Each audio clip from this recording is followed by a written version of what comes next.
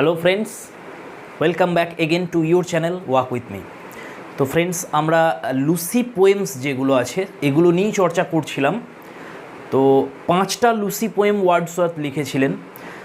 তার মধ্যে উনি এই 5টা পোয়েমকে দুটো গ্রুপে ভাগ করেছিলেন। একটা গ্রুপের উনি নাম দিয়েছিলেন পোয়েমস রিটেন অন দ্য অ্যাফেকশানস।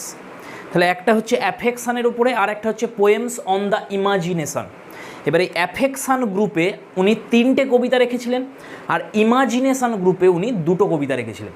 তো অ্যাফেকশান গ্রুপে যে 3টে কবিতা রেখেছিলেন তার মধ্যে আমরা একটা কবিতা অলরেডি আগের ভিডিওতে কমপ্লিট করেছি, সেটা হচ্ছে she dwelt among the untrodden ways. আজকে দ্বিতীয় কবিতাটা আমরা পড়ব, যেটার নাম হচ্ছে strange fits of passion have I known. তো তোমরা অনেকজনাই রিকোয়েস্ট করছিলে দাদা লুসি পোয়েমগুলো করাও তাড়াতাড়ি। তো চলো আজকে আমরা ঠিক যে প্রসেসে আমরা প্রথম কবিতাটা করেছি ঠিক সেম প্রসেসে আজকে আমরা দ্বিতীয় কবিতা এটাও করব। কোনো কনফিউশন থাকবে না, সমস্ত ধরনের কনফিউশন দূর হবে। কবিতাটা আমরা লাইন বাই লাইন অ্যানালিসিস করব। বাংলা মানেও তোমরা জানতে পারবে এবং সাবজেক্ট ম্যাটারটাও জানতে পারবে, যে কোনো কোশ্চেনের অ্যান্সার করতে পারবে। টেকনিক্যাল যে বিষয়গুলো রয়েছে যেমন হচ্ছে ফিগার অফ স্পিচ, এগুলোও আমরা জানবো, সব কিছু জানবো, কোনো সমস্যা নেই। সাথে থাকতে হবে, পুরো ভিডিওটা দেখতে হবে, স্কিপ করবে না। এবং অবশ্যই ভালো লাগলে লাইক করবে, শেয়ার করবে, এবং যারা নতুন অবশ্যই সাবস্ক্রাইব করে নেবে চ্যানেলটা। তো ফ্রেন্ডস চলো আমরা স্টার্ট করি। তো যেভাবে আমরা প্রথম ভিডিওটাতে করেছিলাম ফার্স্ট লুসি পোয়েমটা, কিছু বিষয় আমাদের আগে জেনে নিতে হবে এই কবিতাটা পড়ার আগে। সেটা হচ্ছে কম্পোজড। কবিতাটা লেখা হয়েছে কবে? 1798 সালটা হচ্ছে 1798। জার্মানিতে কবি ছিলেন, আগেই বলেছিলাম। উনি ওয়ার্ডসওয়ার্থ কোলরিজকে সঙ্গে নিয়ে এবং তার বোন ডরোথিকে সঙ্গে নিয়ে জার্মানি গিয়েছিলেন। সেই জায়গাতেই এটা লেখা হয়েছিল। পাবলিশ হয়েছিল 2 বছর পরে 1800-তে। লিরিক্যাল ব্যালাডস নামে যে বইটা বার করেছিলেন ওয়ার্ডসওয়ার্থ পাবলিশ করেছিলেন, এটার যে সেকেন্ড এডিশানটা ছিল, কারণ 1798 ফার্স্ট এডিশান আর 1800-তে সেকেন্ড এডিশান, এই সেকেন্ড এডিশানে এই কবিতাটা বেরিয়েছিল। এটা কি ধরনের কবিতা যদি প্রশ্ন আসে, এটা একটা ব্যালাড। কটা স্টানজা আছে কবিতাটাতে? 7টা স্টানজা আছে, এবং ইভেন লাইন স্টানজা, মনে রাখবে এটা অড লাইন নয়, even line stanza.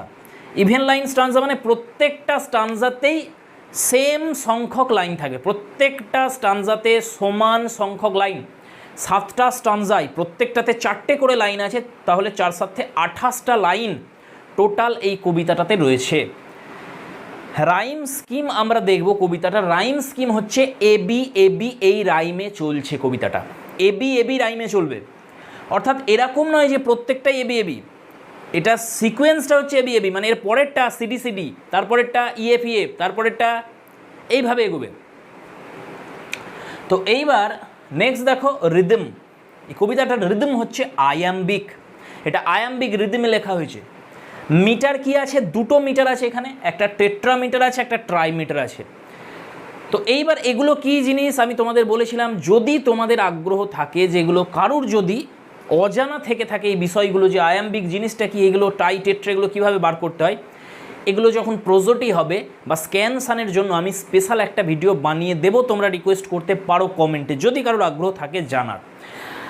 Next figure of speech কি কি রয়েছে আমরা আলোচনা যখন করব কবিতার শেষে তখন আমরা বলবো, কিন্তু জাস্ট আমরা এক দৃষ্টিতে দেখে নিই যে 4টে ফিগার অফ স্পিচ ইউজ করা হয়েছে এখানে।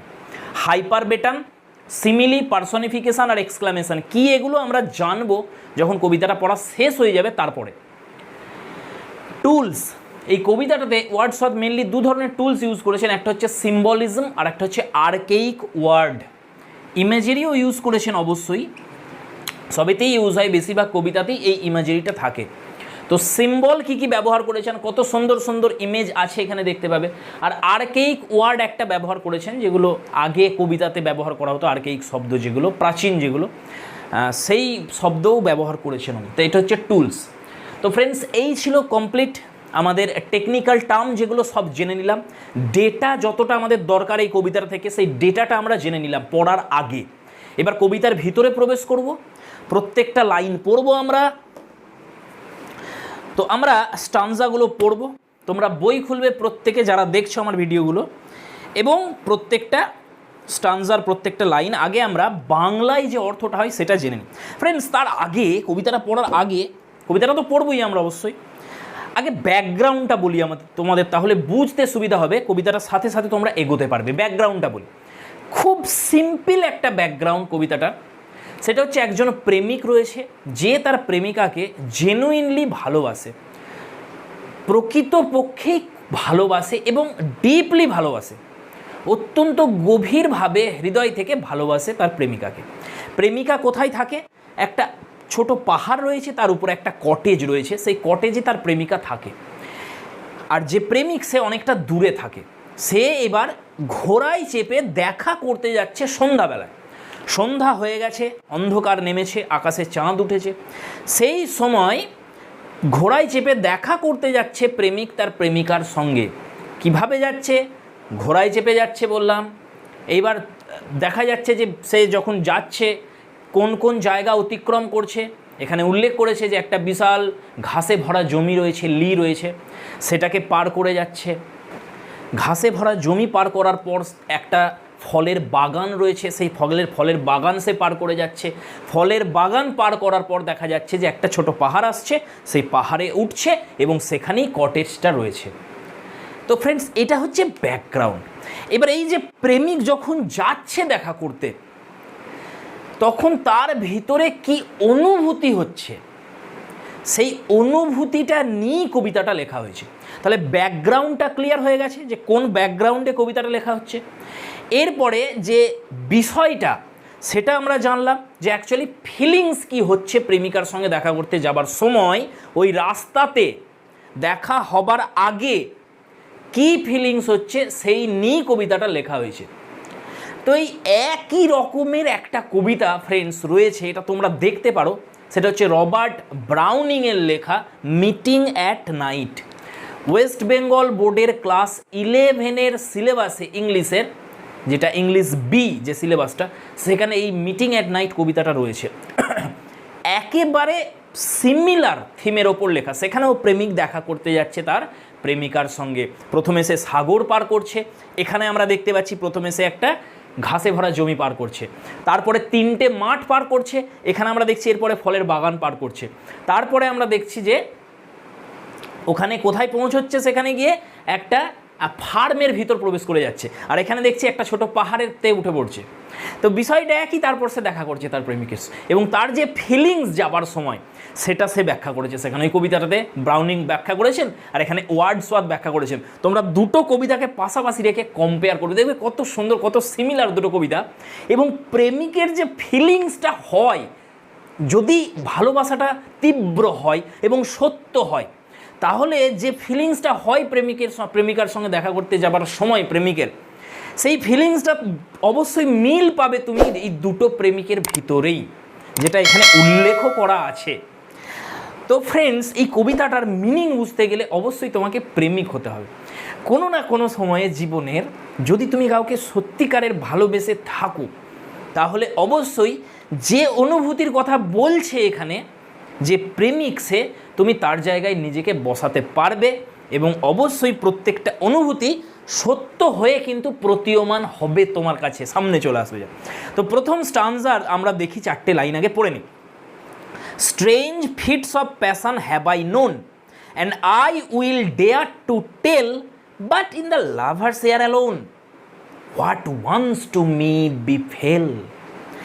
তো এইখানে প্রথমে বলে দিই ফ্রেন্ডস, কবিতা পড়ে আমাদের মানে বুঝতে কেন অসুবিধা হয়, তার কারণ হচ্ছে এই এক ধরনের ফিগার্স অফ স্পিচ রয়েছে, যেখানে কবি কী করেন যে গ্রামাটিক্যাল যে স্ট্রাকচার হয় ওয়ার্ডের, আমরা জানি প্রথমে সাবজেক্ট বসে, সাবজেক্টের পরে ভার্ব বসে, তারপরে আদার ওয়ার্ডস বসে, কিন্তু কবি কী করেন ইনভার্ট করে দেন কখনো কখনো, মানে এই সিকোয়েন্সটাকে পাল্টে দেন। দেখবে যে আগে ভার্ব বসে আছে, তারপর সাবজেক্ট বসে আছে। তো এই ফিগার অফ স্পিচটা কি বলা হয়? হাইপার বেটান বা ইনভার্সান। তো এইখানে প্রথম লাইনেই কবি এই ফিগার অফ স্পিচটা ইউজ করেছেন। এবং এটা কেন ইউজ করা হয়? এটা এমফ্যাসাইজের জন্য, জোর দেবার জন্য ব্যবহার করা হয়। তো এখানে লেখা আছে হ্যাভ আই নোন, অ্যাকচুয়ালি এটা হবে I have known. Subject verb তারপর আদার ওয়ার্ডস। তাহলে আই হ্যাভ নোন হবে, লেখা আছে হ্যাভ আই নোন, এবং এটাই প্রথম বা এটাই শেষ নয়, এরপরে আরও এরকম অনেক এক্সাম্পল আমরা দেখব যেখানে কবি হাইপারবেটান ইউজ করেছেন। তো এইগুলো তোমরা সাজিয়ে নেবে, না হলে মানেটা বুঝতে অসুবিধা হবে। বেশিরভাগ কবিতাতে থাকে এই ফিগার অফ স্পিচটা। তো কি বলছেন এখানে, এখানে আই ব্যবহার করেছে, তোমরা এখানে পোয়েটিক পার্সোনা ধরে নেবে যে একজন প্রেমিক কথা বলছে। সেই প্রেমিক কি বলছে, যে strange fits of passion, fits plural নাম্বারে আছে, প্যাশন সিঙ্গুলার নাম্বারে আছে। তো এখানে ফিট জিনিসটা কি, প্যাশন জিনিসটা কি, আমরা সবাই জানি যে প্যাশন হচ্ছে আনকন্ট্রোলড ডিজায়ার, আনকন্ট্রোলড ইমোশন। তোমার যে আবেগ সেটা যখন একটা চরম সীমায় পৌঁছে যায় তখন সেটাকে প্যাশন বলা হয়। আমাদের প্রত্যেকের ভিতরেই প্যাশন রয়েছে কোনো কিছুর জন্য, শুধুমাত্র যে প্রেমের জন্যই প্যাশন থাকে এরকম নয়, অনেক কিছু কাজের জন্যও প্যাশন থাকে। তাহলে প্যাশন মানে হচ্ছে আবেগ বা অনুভূতি, সেটার চরম যে সীমাটা, সামিট লেভেল একদম, সেইটাকে প্যাশন বলে। তাহলে এখানে যে প্যাশনটা রয়েছে কার, প্রেমিকের প্যাশন। তাহলে এটা কিসের প্যাশন, প্রেম। তাহলে এই যে গভীর উদ্দাম যে প্রেমটা রয়েছে, সেই প্রেমটার বলছে স্ট্রেঞ্জ ফিটস আসে কখনো কখনো। স্ট্রেঞ্জ মানে অদ্ভুত, ফিট কি জিনিসটা কি ফ্রেন্ডস, ফিট হচ্ছে এটা মেডিকেল সায়েন্সের একটা মেডিকেল টার্ম। এটা যারা হিস্টেরিয়ার পেশেন্ট, যারা হিস্টেরিয়া আছে যাদের মধ্যে, তাদের মধ্যে ওই খেঁচুনি আসে মাঝে মধ্যে, দেখবে শরীরটা কেঁপে ওঠে, নানান ধরনের অদ্ভুত অঙ্গভঙ্গিমা করে, এটাকে ফিট বলা হয়। অনেকে আবার সেন্সলেসও হয়ে যায়, এটাও ফিট। তো এইবার এইখানে প্রেমের ক্ষেত্রে কি হয়, এটা একমাত্র যারা জেনুইনলি ভালোবেসেছে কাউকে তারা জানে যে প্রেমিকার সঙ্গে যখন দেখা করতে যায় বা প্রেমিকার নামও যখন কানে আসে, শরীরে এক ধরনের অনুভূতি হয়, একটা ঝাঁকুনি হয়, একটা কম্পন হয়, ভাইব্রেশন ফিল হয়, দ্যাট ইজ দ্য ফিটস।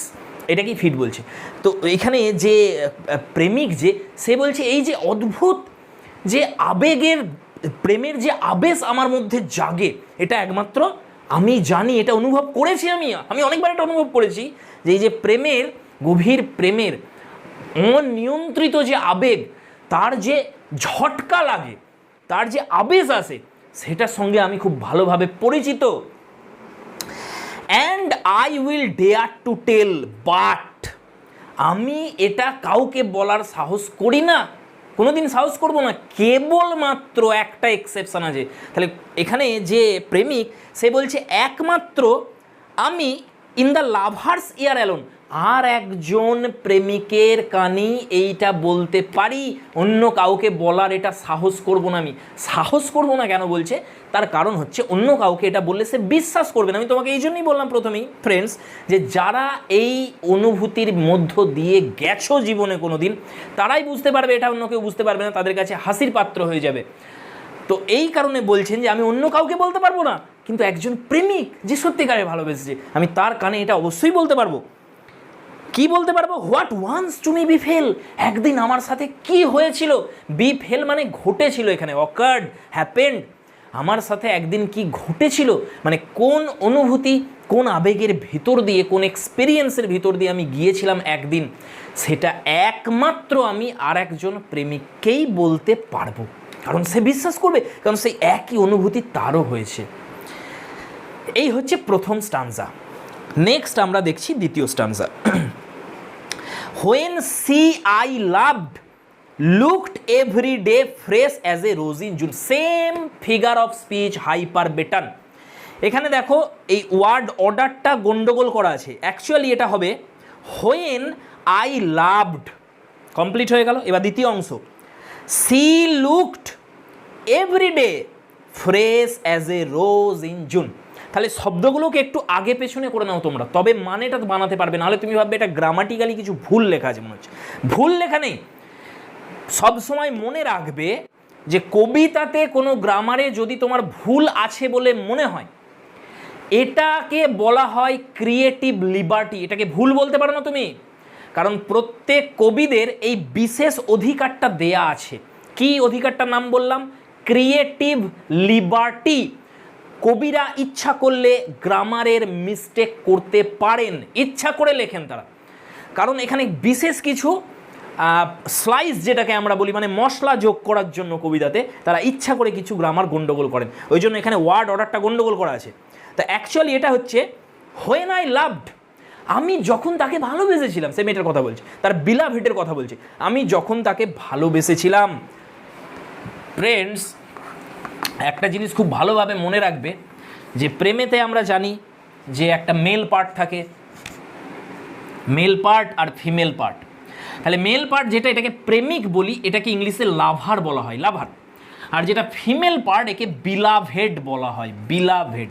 এটা মাথায় রাখবে, প্রেমিকা আর এই প্রেমিক, দ্বৈত দ্বৈতা, তাহলে এটা হচ্ছে লাভার, এটা বিলাভেড। তাহলে যতবার আমি লাভার বলবো তোমরা জেনে রাখবে যে আমি ওই ছেলেটার কথা বলছি, মেল পার্টটার কথা বলছি। আর মেয়েটার কথা বললে, প্রেমিকার কথা বললে বিলাভেড বলবো আমি। তো এখানে কি বলছে যে যখন আমি তাকে ভালোবেসেছিলাম তখন তাকে, আমার চোখে সে কেমন ছিল যখন ভালোবেসেছিলাম, এভরিডে, প্রত্যেক দিন, she looked fresh as a rose in June, জুনের গোলাপের মতন প্রত্যেক দিন তাকে তরতাজা লাগতো আমার কাছে, তাকে নতুন লাগতো আমার কাছে। তাহলে এই একই তোমরা এক্সাম্পল দেখতে পাবে আগের কবিতাটাতেও কবি লুসিকে তুলনা করছিলেন একটা ফুলের সঙ্গে, ছোট্ট একটা ফুলের সঙ্গে, ভায়োলেট, সেই ভায়োলেট ফুলের সঙ্গে তুলনা করেছিলেন। আর এই কবিতাটাতে উনি গোলাপের সঙ্গে তুলনা করছেন, এবং কোন সময়ে, যে সময় গোলাপ ফুলটা হয় সব থেকে বেশি, জুন। তাহলে জুনের গোলাপের সঙ্গে তুলনা করছেন, কিন্তু উনি এখানে ইউজ করেছেন যে এভরিডে শব্দটা ইউজ করেছেন। এবার প্রশ্ন হচ্ছে, তোমরা বলবে দাদা এরকম কেন ব্যবহার করছে, শুধুমাত্র গোলাপ ফ্রেশ অ্যাজ এ রোজ বললেই তো ভালো, উনি ঠিক করতেন। হঠাৎ করে এভরিডে এই ওয়ার্ডটা কেন ইউজ করেছেন উনি? এই ওয়ার্ডটার ইউজ করার পিছনে কারণ রয়েছে।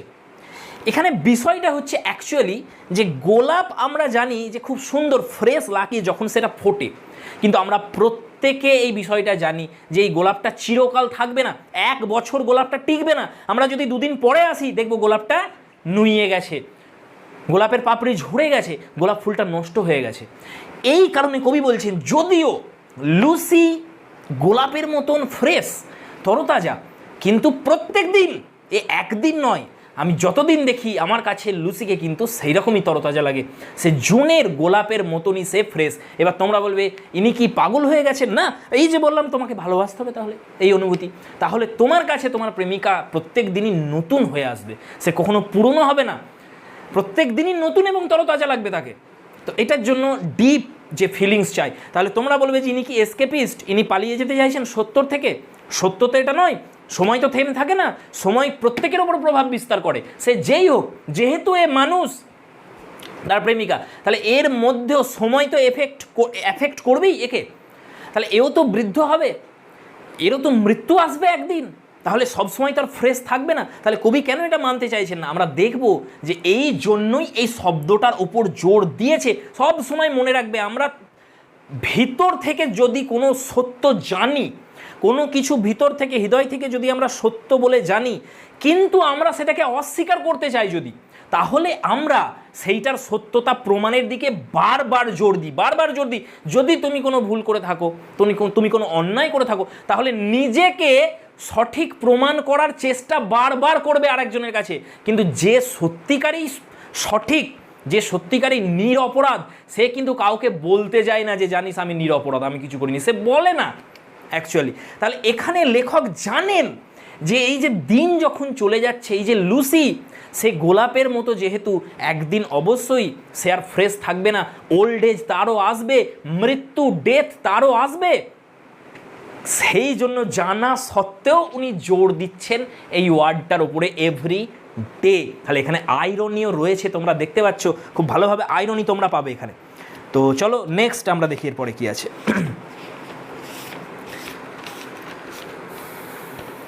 I to her cottage bent my way beneath an evening moon. Friends, এবার দেখো এখানে কি বলছে, এখানেও সেম জিনিস আছে ফ্রেন্ডস, এখানেও হাইপার বেটানের এক্সাম্পল আছে। বলছে আই টু হার কটেজ, এরকম নয়, মানে সেন্টেন্সটা হবে I bent my way to her cottage beneath an evening moon, এরকম দাঁড়াবে। মানে শব্দগুলোকে একটু সাজিয়ে নাও তোমরা, এখানে প্রচুর পরিমাণে হাইপার বেটান ইউজ করেছেন কবি। যে যখন উনি এইবার আমাদের যাত্রা শুরু হচ্ছে প্রেমিক কি করছে, বেন্ট মাই ওয়ে, এখানে বেন্ট মানে actually set out friends, bent শব্দটার অ্যাকচুয়াল অর্থ স্টুপ, ঝুঁকে পড়া, কিন্তু এখানে ঝুঁকে পড়া নয়, এখানে মানে হচ্ছে সেট আউট, যাত্রা শুরু করা। এখানে যাত্রা শুরু করেছে, মানে ওয়েন্ট বলতে পারো তুমি। যখন যখন আমি গিয়েছিলাম কোথায়, সেই কটেজে, তার কটেজে মানে যে কুটিরটাতে বাস করত তার প্রেমিকা, তার বিলাভেড, সেই দিকে যখন আমি যাত্রা শুরু করলাম। এবং কোথায় হাঁটছেন উনি, তাহলে কত সুন্দর ইমেজ দেখো এখানে, বিনিথ অ্যান ইভিনিং মুন, সন্ধ্যা বেলায় প্রেমিক যাত্রা শুরু করেছে, সন্ধে হয়ে গেছে, ইভিনিং মুন আকাশে উঠেছে। সুন্দর ইমেজ একটা, ইভিনিং মুন, ইভিনিং মুন। তাহলে দেখতে পাচ্ছ যে সময়টা কি, সময়টা সন্ধ্যা। সন্ধ্যা কিসের প্রতীক? ডার্কনেসের প্রতীক। তাহলে ডার্কনেস, আমরা এটাকে যদি সিম্বল নিই, একটা ইমেজ দেখতে পাচ্ছ যে একটা সন্ধ্যাবেলার ছবি, ঘোড়ায় চেপে কবি যিনি প্রেমিক সে বেরিয়েছে দেখা করতে, সন্ধ্যা হয়ে গেছে, তাহলে অন্ধকার নেমে এসছে। তাহলে সিম্বল হিসেবে নিলে এই ডার্কনেসটা অ্যাকচুয়ালি তার জীবনের দুঃখ, যন্ত্রণা, একাকিত্ব, এটাকে বোঝাতে পারে যদি সিম্বল হিসেবে নিই। তাহলে ইমেজ বোঝা গেছে, সিম্বল বোঝা গেছে। এবার ইনি বলছেন যে ইভিনিং মুন উঠেছে। তাহলে ইভিনিং মুন যেটা অ্যাকচুয়ালি সন্ধ্যাবেলার যে চাঁদটা, তাহলে সন্ধ্যার যে অন্ধকার, সেই অন্ধকারকে দূর করে কে? চাঁদ। ইভিনিং মুন অন্ধকারকে দূর করে, কারণ সূর্য তো থাকে না সন্ধ্যাবেলায়। তাহলে আমরা যদি কবির জীবন, বা এখানে বারবার কবি বলছি, অ্যাকচুয়ালি প্রেমিক যে পোয়েটিক পার্সোনা, তার জীবনের যে দুঃখ, তার জীবনের যে যন্ত্রণা, তার জীবনের যে অন্ধকার, সেটাকে দূর করছে কে? তাহলে এখানে ইভিনিং মুন যে অ্যাকচুয়ালি এটা লুসি। তাহলে এটা লুসি, তাহলে লুসিকে তুলনা করছেন যে পোয়েটিক পার্সোনা প্রেমিক চাঁদের সঙ্গে। আর এটা খুবই কমন একটা কম্প্যারিজন আমরা জানি যে প্রেমিকরা তার প্রেমিকাকে চাঁদের সঙ্গে তুলনা করে, এটা খুব কমন, যেটা এখানে এই প্রেমিকও করেছে, পোয়েটিক পার্সোনাও করেছে, যে লুসি হচ্ছে ইভিনিং মুন। ইভিনিং মুন, কারণ ইভিনিংয়ে অন্ধকার থাকে, তার জীবনের অন্ধকার রয়েছে, সেইটাকে দূর করছে। যেমন সন্ধ্যার অন্ধকার দূর করে চাঁদ, তেমনই প্রেমিকের হৃদয়ের একাকিত্ব দূর করছে তার প্রেমিকা, সেই জন্য এখানে ইভিনিং মুন বলা হয়েছে। এইখানে আইরনি আছে, আবার প্রত্যেকটা লাইনে আইরনি। যদি একটু ডিপে তোমরা যাও কবিতাগুলো দেখতে পাবে যে ইভিনিং মুন যেটা অ্যাকচুয়ালি এটা কি বোঝায়? এটা চেঞ্জনেস বোঝায়। আমরা জানি এটা ডিসেন্ড করে। ইভিনিং মুন কখনো উপর দিকে ওঠে না, সকালের চাঁদ উপর দিকে ওঠে, কিন্তু ইভিনিং মুন নিচের দিকে নামে, এ ডিসেন্ড করে, নিচের দিকে নামছে, অর্থাৎ ধীরে ধীরে এ এবার ডুবতে যাচ্ছে। তাহলে এটা অ্যাকচুয়ালি সেটিং মুন, এটা রাইজিং মুন নয়। যেমন সূর্যকে তুমি যদি বলো যে ভোরের সূর্য এটা হচ্ছে রাইজিং সান, আর সন্ধ্যাবেলার সূর্য এটা হচ্ছে সেটিং সান, যেটা ডুবছে আর একটা উঠছে, তেমনই সকালবেলার যে চাঁদ এটা রাইজিং মুন, আর ইভিনিংয়ের যে চাঁদ অ্যাকচুয়ালি এটা সেটিং মুন। এখান থেকে বোঝাচ্ছে যে যদিও এত উজ্জ্বল লাগছে চাঁদকে, কিন্তু কিছুক্ষণ পর এ ধীরে ধীরে ধীরে ধীরে ধীরে ধীরে চেঞ্জ হতে হতে হতে হতে ডুবে যাবে আস্তে আস্তে। তাহলে চেঞ্জেবিলিটির সেন্স কবি বা পোয়েটিক পার্সোনা যদিও এইখানে কত সুন্দরভাবে তুলনা করেছে চাঁদের সঙ্গে, প্রশংসা করেছে, কিন্তু তার ভিতরে হৃদয়ে কিন্তু এই ভাবটা রয়েছে যে অবশ্যই এ ডুববে এই চাঁদটা। তাহলে এখানে ইভিনিং মুনের সঙ্গে চেঞ্জেবিলিটির একটা কম্প্যারিজন করা হয়েছে, বা একটা সিম্বলিজম এখানে আছে, এটা তোমরা বুঝে গেছো। চলো ফ্রেন্ডস আমরা নেক্সট আনসারতে যাই। ফ্রেন্ডস ভিডিও একটু বড় হবে, আমরা অনেক ডিপে ব্যাখ্যা করছি এগুলোকে, তো তোমরা অবশ্যই সাথে থাকো, কেউ স্কিপ করবে না। Upon the moon I fixed my eye all over the wide lea with quickening pace my horse drew nigh those paths so dear to me. খুব সুন্দর এখানে কি বলছে যে এই যে চাঁদটা রয়েছে আমি তার দিকে আমার দৃষ্টি একেবারে ফিক্সড করে দিয়েছি। তাহলে আমি আমার দৃষ্টি নিশ্চল পলকে আমি তাকিয়ে রয়েছি সেই চাঁদের দিকে, এবং আমি এগিয়ে চলেছি আমার ঘোড়ার পিঠে চড়ে, সেই ঘাসে ভরা জমি পার করে আমি এগিয়ে চলেছি, এটা বলতে চাইছে। তাহলে এই যে ঘাসে ভরা জমি এটা হচ্ছে ওয়াইড। তাহলে এই যে ওয়াইডলি এর সঙ্গে আমরা আমাদের জীবনের সুখ, সম্পদ, স্বাচ্ছন্দ্য, আনন্দ এগুলোর তুলনা করতে পারি। এটা কি ঘাসে ভরা জমি বলা হয়েছে। তো এইটাকে পার করছে, দেখো ঘোড়ায় চেপেছে। তাহলে ঘোড়া কিসের প্রতীক? ঘোড়া হচ্ছে স্পিডের প্রতীক, গতিবেগ। তাহলে আমাদের জীবনের যে সুখের সময়টা, যে আনন্দের সময়টা, স্বস্তির সময়টা, শান্তির সময়টা, এটা ঘোড়ার বেগে পার করছেন। অর্থাৎ কতটা স্পিডে এটা বেরিয়ে যাচ্ছে। আমরা সবাই জানি যে আনন্দ, সুখ এগুলো খুব তাড়াতাড়ি চলে যায়, নষ্ট হয়ে যায়, যেমনভাবে আসে তেমনভাবেই চলে যায় এগুলো খুব তাড়াতাড়ি। এবং তারপরে আসে স্যাডনেস, তারপরে আসে ডিজেকশান, তারপরে আসে লোনলিনেস, একাকিত্ব, তারপরে আসে অবশ্যই দুঃখ, তারপরে আসে বেদনা, তারপরে আসে যেটা স্থায়ী হয় দীর্ঘক্ষণ। তাহলে সুখ যেমন ক্ষণস্থায়ী, এখানে সেটাই বুঝিয়েছেন কত সুন্দরভাবে একটা ইমেজ উনি তৈরি করেছেন, একটা ছবি এঁকেছেন যে একটা ঘাসে ভরা জমি, কিন্তু শব্দ কি ব্যবহার করেছে? ওয়াইড, যেটা বিস্তৃত। মানে উনি সুখ অনুভব করছেন, ওনার কাছে এটা বিস্তৃত, কিন্তু অ্যাকচুয়ালি উনি যাচ্ছেন কিসে? ঘোড়াতে, যার স্পিড প্রচণ্ড, সে কিছুক্ষণের মধ্যেই সেটাকে ওভারকাম করবে, ওভারটেক করবে সেটাকে। তো ফ্রেন্ডস, এটা তোমরা বুঝে গেছো যে এখানে কিসের ইমেজ আছে, কি বোঝাতে চাইছেন এখানে। তাহলে কি সুন্দর দেখো ওয়ার্ডসওয়ার্থের শব্দের ব্যবহার, যদি তোমরা এগুলোর গভীরে না যাও তোমরা বুঝতে পারবে না এগুলো। যে ওয়ার্ডসওয়ার্থ তোমাদের মনে হবে যে বাহ, প্রেমিকের একদম যে সুখ স্মৃতি সেটা উনি ব্যাখ্যা করছেন, আনন্দের এখানে কথা বলছেন, প্রেমের কথা বলছেন, প্রত্যেকটা জায়গাতে ডিজেকশনের একটা ছোঁয়া রয়েছে। তারপরে দেখো উইথ কুইকেনিং পেস, কুইকেনিং মানে দ্রুততর, দ্রুত থেকে দ্রুততর হচ্ছে ঘোড়া। ট্রেনের যখন আমরা জানি যে ট্রেন যখন যাত্রা শুরু করে স্টেশন থেকে, প্রথমে একটু আস্তে আস্তে আস্তে আস্তে, তারপরে ধীরে ধীরে ধীরে ধীরে ধীরে গতিবেগটা বাড়ে। ঘোড়ার ক্ষেত্রেও তাই, সেই গতিবেগের কথাই বলছি যে ধীরে ধীরে ধীরে ধীরে গতিবেগটা বাড়ছে। কুইকেনিং পেস, মাই হর্স ড্রিউ নাই, এই নাই হচ্ছে ফ্রেন্ডস যেটা আমরা লিখেছিলাম যে এখানে টুলের ক্ষেত্রে যেটা লিখেছিলাম আরকেইক, নাই মানে নিয়ার, আগে এটাকে নাই বলা হতো, এখন নিয়ার বলা হয়। তো এইটাই হচ্ছে আরকেইক ওয়ার্ড। কেন ব্যবহার করেছেন কবি? তার কারণ হচ্ছে ওনাকে এখানে মেলাতে হবে সাউন্ডটা, তাহলে আয়ের সঙ্গে নাইকে মেলাতে হবে। এবার আয়ের সঙ্গে নিয়ার লিখে দিলে তার মিলতো না, সেই জন্য নাই ব্যবহার করেছেন। আর এখানে আছে লি, তার সঙ্গে me, those path so dear to me, so dear, emphasis, emphasis ব্যবহার করেছেন এখানে, সো ডিয়ার। সেই যে রাস্তাটা, যে রাস্তাটা আমাকে পৌঁছায় আমার প্রেমিকার কাছে, যে রাস্তাটা আমাকে পৌঁছে দেবে আমার প্রেমিকার কাছে, আমার গন্তব্য আমার প্রেমিকা, রাস্তাটা আমার কাছে অত্যন্ত প্রিয়, কারণ এই রাস্তা দিয়ে আমি কোথায় পৌঁছচ্ছি? আমার প্রেমিকার কাছে, যেটা আমার লক্ষ্য। তাহলে যেটা আমার গোল সেটা হচ্ছে আমার লেডি লাভ, আমার বিলাভেড, তার কাছে আমি পৌঁছবো। সেই জন্য এই রাস্তাটা এতটা প্রিয় আমার কাছে। মেবি এখানে এটাও বোঝাচ্ছে যে এর আগেও কবি অনেকবার গেছেন সেই রাস্তা দিয়ে তার সঙ্গে সাক্ষাৎ করতে। নেক্সট চলে এসো 4 নম্বর stanza. And now we reach the orchard plot. Friends, orchard plot মানে হচ্ছে ফলের বাগানকে বলা হচ্ছে orchard plot. And as we climbed the hill the sinking moon to Lucy's cot, cot হচ্ছে কটেজের শর্ট ফর্ম। তাহলে কট এই প্লটের সঙ্গে মেলানোর জন্য কট লিখেছেন, কটেজ লিখলে তো মিলতো না, সেই জন্য এখানে কট লিখেছেন কবি। Came near and nearer still, তাহলে এখানে আবার যাত্রার কথা ব্যাখ্যা করছেন যে আমরা ধীরে ধীরে কাছে পৌঁছে গেছি, একটা ফলের বাগান রয়েছে, সেই ফলের বাগানটা অতিক্রম করেছি আমরা, এবং একটা পাহাড় রয়েছে ছোট, সেই পাহাড়ে আমি উঠছি ধীরে ধীরে। এবং পাহাড়ে যখন আমরা উঠছি, এখানে উই ব্যবহার করেছেন প্রোনাউনটা, মানে কবি আর কবির ঘোড়া এই দুটোর কথা বলছে, সেই জন্য উই বলছেন এখানে। আমরা উঠেছি, তখন আমরা সিঙ্কিং মুন, দেখো চলে এসছে, কত সুন্দর ইমেজ দেখো, সিঙ্কিং মুন, সিঙ্কিং মুন। আগে কি ছিল? Evening moon. আমি তোমাদের কি বলেছিলাম যখন ইভিনিং মুন বলেছিলাম? যে ইভিনিং মুন হচ্ছে চেঞ্জের প্রতীক, চেঞ্জেবিলিটি, মানে এটাকে বলা যায় transitoriness of human life, human beauty, মানুষের মধ্যে যে সৌন্দর্য রয়েছে, তাদের জীবন সেটা কতটা ক্ষণস্থায়ী সেটা বোঝাচ্ছে ইভিনিং মুন দ্বারা। আর সিঙ্কিং মুনের দ্বারা ডেথ বোঝাচ্ছে, অ্যাকচুয়ালি এখানে মৃত্যু বোঝাচ্ছে, ডুবে যাচ্ছে চাঁদটা। তাহলে চাঁদের সঙ্গে অ্যাকচুয়ালি কার তুলনা করছিলেন কবি? কি বলেছিলাম? প্রেমিক, প্রেমিকার তুলনা করছিলেন। তাহলে এখানে সিঙ্ক করছে মানে ডুবে যাচ্ছে, তার মানে এখানে মৃত্যু ঘটছে।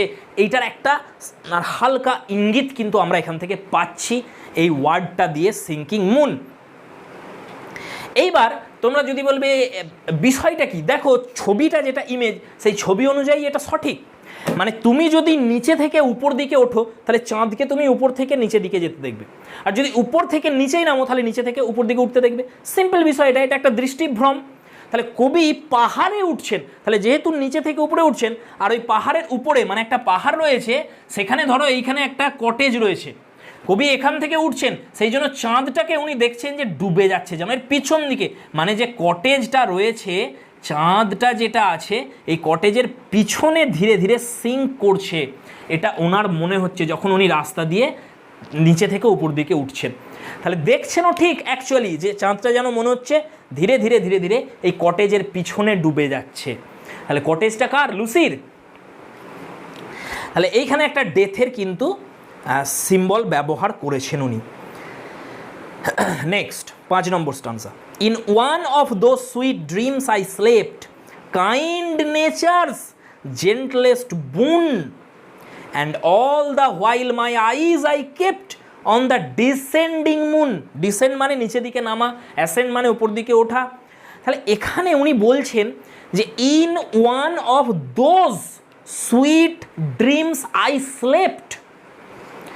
তাহলে কবি বলছেন যে as if, যেন ওনার কাছে মনে হচ্ছে, এটা সত্য নয়, যে উনি একটা নিদ্রার মধ্যে রয়েছেন, সেই সুন্দর সুখ নিদ্রা যেটা ঘুমের মধ্যে ওনার আসে, সেই নিদ্রার মধ্যে উনি যেন এগিয়ে চলেছেন। তাহলে দেখো এই যে ড্রিমিনেস, এটা কে নিয়ে আসে? সূর্য কখনো ড্রিমিনেস নিয়ে আসে না, চাঁদ নিয়ে আসে। মুনের যে রশ্মি, এটা এই কবিদের ভিতরে একটা ড্রিমিনেস নিয়ে আসে, আর এই চাঁদই রোম্যান্টিসিজম জাগায়। তাহলে কবি বলছেন যেন আমার মনে হচ্ছে আমি একটা ট্রান্স লাইক স্টেটে চলে গেছি, একটা সমাধি অবস্থাতে চলে গেছি আমি, যেখানে আমি মনে হচ্ছে যেন আমি ঘুমিয়ে পড়েছি এবং সুমধুর মিষ্টি স্বপ্ন দেখছি, আমি সুখের স্বপ্ন। আর এই যে ঘুমের মধ্যে স্বপ্ন দেখা, এটা হচ্ছে প্রকৃতির একটা আশীর্বাদ, একটা বুন, এটা প্রকৃতির আশীর্বাদ। এবং প্রকৃতি কেমন? অত্যন্ত কাইন্ড। ঘুম সত্যিই প্রকৃতির আশীর্বাদ। যদি ঘুম না থাকতো তাহলে আমরা বেশি দিন বাঁচতামও না। এই সারাদিন পরিশ্রম প্রত্যেকটা মানুষের, তারপরে রাত্রে যদি ঘুম না আসে, ঘুম যদি না হয়, তাহলে আমাদের শরীর কিন্তু অচল অকেজ হয়ে যাবে কিছুদিনের মধ্যেই। তাহলে ঘুম যেটা স্লিপ, এটা প্রকৃতির আশীর্বাদ স্বরূপ। নেচারের এন ক্যাপিটাল আছে, তাহলে এটা পার্সনিফিকেশান করা হয়েছে নেচারকে। তাহলে এখানে পার্সনিফিকেশান ইউজ করা হয়েছে, তোমরা দেখতে পেলে। তাহলে বলছে প্রকৃতির এই যে সুন্দর আশীর্বাদ, এই যে বোন, জেন্টেলেস্ট, আবার এটা অত্যন্ত কোমল একটা আশীর্বাদ নেচারের, যেটা এই যে সুদিং একটা আরামদায়ক একটা আশীর্বাদ, যে ঘুমের ভিতরে যখন স্বপ্ন দেখে। কিন্তু এরকম নয় যে কবিতাটা তো পুরোটা স্বপ্নে দেখছেন কবি ভাবছেন যে যেন আমি যখন যাচ্ছিলাম ওই চাঁদের দিকে তাকিয়ে, যে চাঁদটা ডিসেন্ড করছে, নামছে, আমি একটা সমাধি অবস্থাতে চলে গেছি, আমি একটা ঘুমের মধ্যে চলে গেছি, সেখানে সুন্দর একটা স্বপ্ন দেখছি। মানে কবি বলছেন যে আমি স্বপ্নতেও যেন এগিয়ে চলেছি তার দিকে, এটা আমি দেখছি, এটা উনি বলতে চাইছেন। অ্যান্ড অল দ্য হোয়াইল, কিন্তু স্বপ্নালু মনে হলো নিজেকে, আমার চোখ কিন্তু বুঝেছিল না। মাই আইজ আই কেপ্ট, কোথায়? অন দ্য ডিসেন্ডিং মুন, আমার চোখ কিন্তু ছিল সেই ডুবন্ত সেই চাঁদের দিকে। তাহলে কবি এখানে এই বিষয়টায় জোর দিয়েছেন যে তুমি আমার থেকে দূরে চলে যাচ্ছ, এই যে প্রেমিকা লুসি, কিন্তু আমি তোমার থেকে চোখ সরাইনি। সমাধি অবস্থাতেও, ঘুমন্ত অবস্থাতেও আমার চোখ কিন্তু তোমাতেই ফিক্সড হয়ে আছে। তাহলে কত ডিপ লাভ যদি হয় তবে এটা সম্ভব হওয়া। এরপরে দেখো 6 নম্বর, my horse moved on hoof after hoof. Hoof হচ্ছে খুর। তাহলে কদমে কদমে চলা আমরা বলি না, এক কদম বাড়িয়ে আর এক কদম। তাহলে ও ঘোড়াটা চলেছে, এগিয়ে চলেছে। হি রেজড, সে এগিয়েই চলেছে। অ্যান্ড নেভার স্টপড, সে কখনো থামেনি। when down behind the cottage roof at once the bright moon dropped। এইবার যখনই সেই কটেজের কাছাকাছি চলে এসছে, তখন দেখছে যে কটেজের পিছনে চাঁদটা যেন ডুবে যাচ্ছে। তাহলে এই 6 যে স্টানজা, এইখানে যে মৃত্যুর যে ছবি, যে প্রিমনিশন, সেটা আরও কিন্তু ডিপ হয়ে গেছে। Last stanza, what fond and wayward thoughts will slide into a lover's head. বলছে এই যে চিন্তাটা আমার মধ্যে এইবার আসছে, এটা কি ধরনের ইললজিক্যাল চিন্তা, কি ধরনের একটা, এটা কোনো রিজন নেই, যেখানে অযৌক্তিক একটা চিন্তা, একটা বাচ্চা ছেলের একটা খেয়াল আসছে আমার মাথায়। তাহলে এখানে ওয়েওয়ার্ড থটস মানে হচ্ছে ইললজিক্যাল থট। অ্যাকচুয়ালি এটা ইললজিক্যাল নয়, এটা লজিক্যাল। কিন্তু কবি বলছেন যে এই যে মৃত্যুর ছবি আমার সামনে ভেসে আসছে। তাহলে এরপরেই আমরা জানতে পারবো যে উনি কি ভাবছিলেন অ্যাকচুয়ালি। সেটা হচ্ছে লাস্টের line, if Lucy should be dead. Lucy কি মারা গেছে নাকি? তাহলে কবির ভিতরে এই যে চিন্তা আসে, যদি লুসি মারা যায়, তাহলে এই যে ভয়টা আসছে, হঠাৎ করে মৃত্যুর কেন চিন্তা আসছে ওনার ভেতরে, এইটাই বলছে এরকম ইললজিক্যাল থট। আমি আমার প্রেমিকার সঙ্গে আগেও দেখা করতে গেছি, আবার আমি দেখা করতে যাচ্ছি আমার প্রেমিকার সঙ্গে, চাঁদ ডুবছে তো কী হয়েছে, আমার মাথায় এরকম চিন্তা কেন আসছে যে লুসি মারা যেতে পারে। তাহলে এইটাই বলছেন যে এরকম ইললজিক্যাল চিন্তা আমার মাথায় কেন আসছে। তার আর 3 নম্বর যে লাইনটা, O mercy to myself I cried, এবং এই চিন্তাটা এসেছে বলে উনি নিজের ভিতরেই চিৎকার করে এসছে যে হে প্রভু ক্ষমা করো, ও মার্সি। তাহলে এই যে ভিতর থেকে আউটবার্স্ট হচ্ছে আবেগের, কিসের আউটবার্স্ট? আগের কবিতাটা তো সেম জিনিস দেখেছিলাম, সেখানে কি ছিল? And oh the difference to me, and oh the difference to me, ওখানে বলেছিল যখন লুসির মৃত্যু হয়েছিল যে কারুর জন্য কোনো পরিবর্তন আসেনি কারুর জীবনে, কিন্তু লুসির মৃত্যুতে আমার ভিতরে পরিবর্তন এসেছে, কারণ একমাত্র আমি লুসিকে চিনতাম। আর এখানে বলছে যে ও মার্সি, এখানে ঈশ্বরকে ইঙ্গিত করছে, অ্যাড্রেস করছে যে ও মার্সি আমাকে ক্ষমা করুন। নিজের ভেতরেই নিজে চিৎকার করে উঠেছে এটা কবি। তাহলে এবার প্রশ্ন হচ্ছে হঠাৎ করে এরকম একটা হিউজ চেঞ্জ কী করে চলো, একদম ইউটার্ন কী করে চলো কবিতাটাতে? তাহলে এটা দেখে আমাদের অড বলে মনে হচ্ছে যে হঠাৎ করে মৃত্যুর চিন্তা কেন আসছে প্রেমিকার। কিন্তু যদি একটু ভালো করে তোমরা ভেবে থাকো, আবার বললাম যার এক্সপেরিয়েন্স আছে জীবনে সে জানে যে চিন্তা থাকে, প্রেম যত গভীর হয় তত দুশ্চিন্তাও গভীর হয়, এটা জেনে রাখো। প্রেম যত গভীর হবে মানে তুমি একজনকে যত আঁকড়ে ধরতে চাইবে তাকে হারানোর ভয়টাও তত বেশি আসবে তোমার মধ্যে, এইটাই বোঝাচ্ছে এখানে। খুব সিম্পল বিষয়টা, যত আঁকড়ে ধরতে চাইবে তুমি তোমার মাথায় কিন্তু তত চিন্তা আসবে যে আমি হারিয়ে ফেলবো না তো। তাহলে এটাই আসছে যে কবি এখানে ভাবতেই পারেন না লুসিকে হারানোর কথা, কারণ লুসি ছাড়া তার কেউ নেই, লুসিকে তিনি ডিপলি ভালোবাসেন, প্যাশন রয়েছে তার মধ্যে, সেই জন্য ওনার মধ্যে ফিটস আসে, এই ভয়টা আসে তার মধ্যে তাকে হারানোর। আর এই সেম জিনিস, সেম ভয় তোমরা দেখতে পাবে যে ব্রাউনিংয়ের যে কবিতাটার কথা বলছিলাম তোমাদের, মিটিং অ্যাট নাইট, সেই কবিতাটার লাস্টের লাইনের আগের লাইন, সেখানেও ফিয়ার অ্যান্ড জয় শব্দ আসে। ফিয়ার আনন্দ হচ্ছে যখন প্রেমিকা এক জায়গায় হচ্ছে, মুখোমুখি হয়েছে, তখন আনন্দ হচ্ছে, কিন্তু ফিয়ার রয়েছে তার মধ্যে, ভয় রয়েছে। এটা ভয়টা কিসের, আনন্দটা কিসের? আনন্দটা এক হবার, ভয়টা কিসের? আলাদা হবার। তাহলে যেখানে এক হচ্ছে সেখানে আলাদা হবার ভয়ও রয়েছে।